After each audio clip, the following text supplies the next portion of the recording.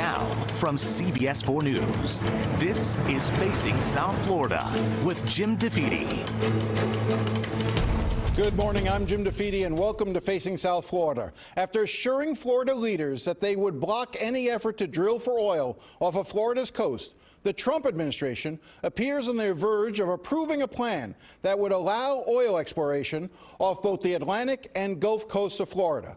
In a few minutes, I speak to Republican Congressman Brian Mast, who warns the president that if he goes through with this plan, it will cost him the 2020 election.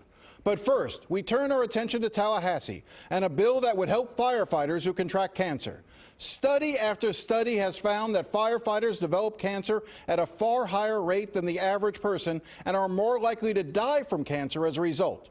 More than 45 states have already provided some sort of assistance for their first responders. Florida, however, is not one of them. There is a bill in Tallahassee that has overwhelming support in the state Senate. It has sailed through committees and will easily pass. And in the House, there are 82 co-sponsors of the bill to help firefighters. That's 82 out of 120 legislators. That is almost unheard of. And yet the Speaker of the House, Jose Oliva, who represents Miami Lakes, is blocking the bill. He refuses to even allow it to be heard in a committee. As a result, the bill is likely dead this year. Joining me now is Dr. Juan Garcia, whose son Ralph was a firefighter who died in 2015 from brain cancer. Claudine Buzzo is a firefighter with Miami-Dade Fire Rescue. She was diagnosed with pancreatic cancer in 2016. And Omar Blanco is the president of the Miami-Dade Firefighters Union. I want to thank you all for coming in. I know that this is a political fight, but it's also a very personal one. And Dr. Garcia, I want to start with you. You know, you lost your son to brain cancer a few years ago. You've been fighting for a bill like this for the last few years. How frustrating is it that you can't even get a hearing in the Florida House of Representatives? Every year I've asked the same question to the presidents of both City of Miami and Miami-Dade, and I've gotten the same answer. We're trying, doctor, but, and the but always comes at the level of the House, the State House, and that it does not get even heard. It is very frustrating. For us, it's too late. But every day we hear about, tragedies, firefighters stricken with cancer, the economic burdens on their families, and we see that nothing gets heard, nothing gets advanced. It is so common sense to us that, and everybody loves a firefighter. They may have several opinions about other types of public service officers, but for firefighters, everybody loves a firefighter. And I can't understand why they deny the science, deny the actual evidence that's out there, and we get no answers why. Let me bring in Omar. Omar, let's talk about what this bill would do. Let's understand exactly what is being proposed in this bill. Lay it out for us. Take a minute or so and just sort of explain what will be covered under this bill. Well, there are 21 cancers currently being covered under this bill. It would provide basically the availability for our members to have a financial protection when it comes to the copays and the amount of money spent with cancer treatment or days out of work. More importantly, the fact that you're no longer able to work as a firefighter in operations. Claudine is one great example. As a firefighter, she could never work again and provide the service that she loved to do all her life. So unfortunately, there are no protections in that case. In Miami-Dade County, we're very fortunate that we do have some of that, but we believe this is a state issue that affects Florida firefighters, and we're committed to do this for every firefighter in the state of Florida. So again, just to put some meat on the bone here, as I understand it, it would allow firefighters who qualify, and for instance, one of the qualifications is you haven't smoked in the last 5 years. So I mean, there's ways to sort of winnow the pool. Yes. But that if you are diagnosed with one of these 21 cancers that are often found to be associated at higher propensity with firefighters, you will end up receiving approximately $25,000 to help defray some of the out-of-pocket expenses and other things. This isn't about workers' comp. This is just simply about helping firefighters in the immediate needs that they have right away. The economic impact on this bill statewide, $5 million. $5 million is the total economic impact. When you talk about the numbers like that, just being able to Omar was just talking about the impact that it had on your life when you were diagnosed with pancreatic cancer in 2016. Talk a little bit about that, and if a bill like this had been in place, how that might have helped you. So with my situation, I ended up being out of work for 4 months because when you get cancer, it's not just an easy fix. You go through treatment. I was out of work for 4 months because I was in the hospital for 6 weeks, and then I had, extensive care after that. I went into a no-pay status because I burned all of my own time. Thankfully, I had a union step up and give me some money for my bills because I fell behind, and I had some membership donate their own time. But most departments don't have that. They don't have the ability. They don't have a union that is big as ours. So if I had that, I wouldn't have had to lean on my membership. I would have been able to take care of what I needed to take care of to get back to work. Now, the Speaker of the House, Jose Oliva, who controls what goes through the House or not, has again refused to allow this to be heard in any committee. He's blocking this bill. You've requested a meeting with him, correct? Yeah. Correct. Have you had a chance to sit down and at least hear from him personally why he opposes it or make your case? No, Absolutely sir. not. No. You delivered a letter to his office 2 weeks ago? Hand delivered, yes, sir. Have you gotten any response? No response, sir. So the only statement that the Speaker has sent out is one in which he talks about how we take a backseat to no one in our appreciation for firefighters, and then he puffs a little bit more, but at the end of the day, what he says is this. This is an issue best dealt with at the county level, as each department faces varying levels of danger and exposure, and counties are best equipped to tailor benefits to needs within available resources. So he's saying this should be done at the local level. Why is that a bad idea, or why do you think it needs to be done on a statewide level? Well, I think Miami-Dade has supported our initiative for many, many years. We've always felt that it is to be best dealt at the state level because that's how these 46 states now have dealt with it. Palm Beach, coincidentally, in their collective bargaining agreement, was able to get some coverage for cancer for their firefighters, and we believe that will be our next step.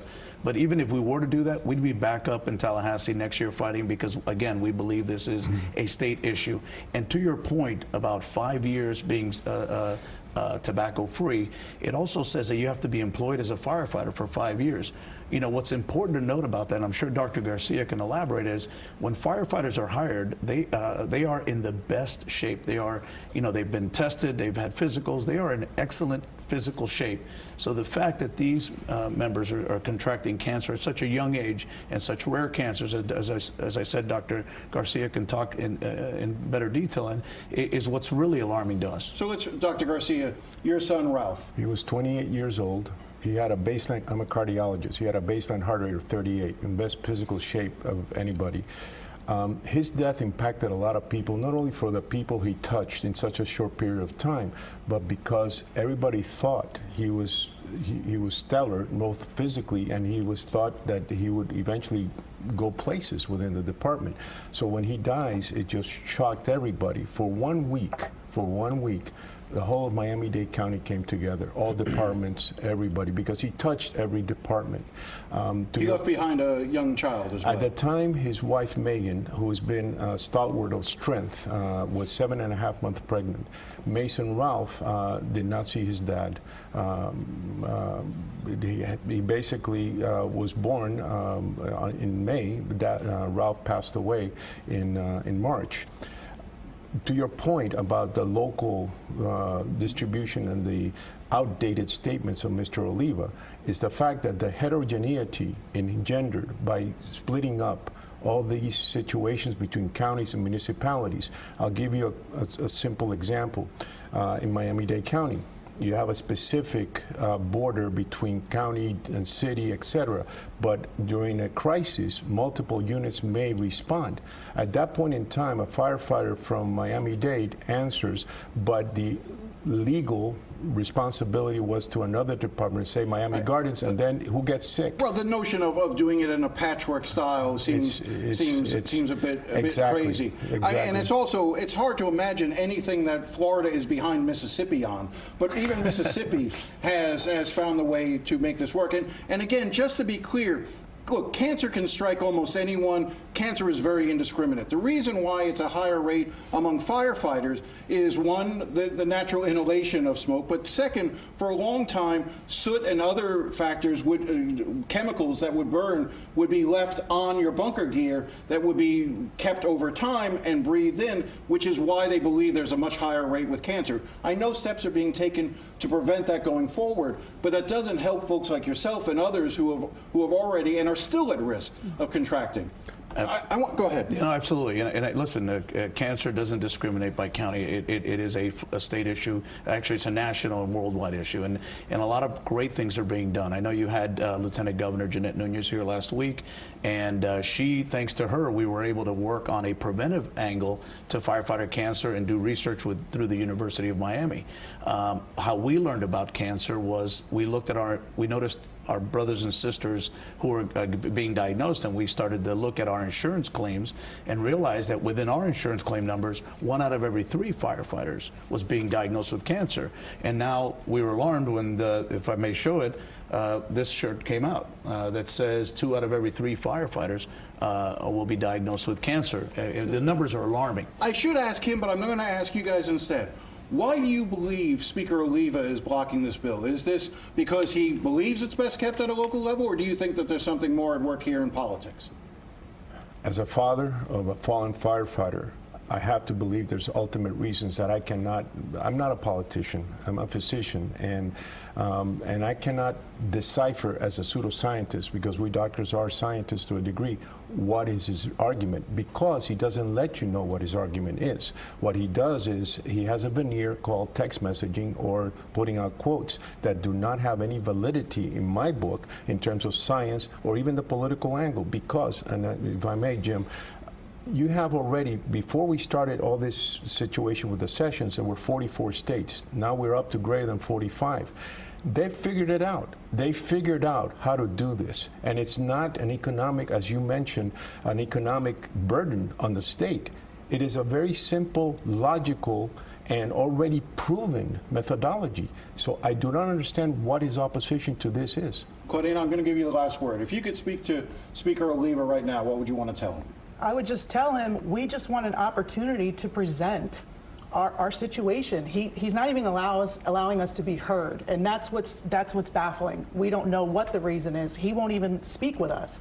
So I just would love to plead to him that if this was a family member of his and they were firefighters, I guarantee you that his views would be awfully different. All right, go ahead. And one last word. I would invite Speaker Oliva, and I will personally be his personal Uber, to take him to all the families of firefighters who have cancer, who are suffering right now, who can barely make it every day. And I'll take him county to county in this state of Florida, and I want him to tell them exactly that it's at the county level. It's statewide. It's Venn diagrams have come together, and he has to face these families face to face. If not face me or face anybody that is asked to see him, face the families that are suffering right now. And I'll personally Uber him. There's a little over 2 weeks, almost 3 weeks left in the session. We'll see what happens. We'll continue to follow this. I want to thank you all for coming in. Thank you, Jim. All right. Up next, will President Donald Trump allow oil drilling off the Florida coast? We'll hear from Congressman Brian Mast when we come back.